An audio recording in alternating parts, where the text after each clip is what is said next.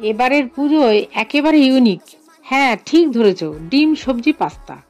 বাড়িতে থাকা সামান্য উপকরণ দিয়ে বানিয়ে নেওয়া যায়। সবজিতে ডিমে একেবারে ঠাসা, কিন্তু খুব সামান্য তেল। দেখতে যেমন সুন্দর, খেতে কিন্তু অসাধারণ টেস্টে ভরা। প্রথমে একটা পাত্রে জল দিয়ে পাস্তা সেদ্ধ করে জল ঝরিয়ে নিতে হবে।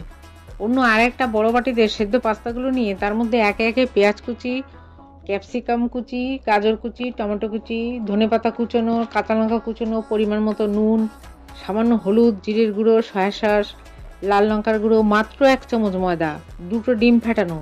সবশেষে ম্যাগি মশলা দিয়ে সমস্ত কিছু একসাথে চামচের সাথে মেখে নিয়ে গরম কড়াইতে সামান্য তেলে পুরো মিশ্রণটা ঢেলে মাত্র 2 মিনিটের জন্য ঢাকা দিয়ে রাখতে হবে।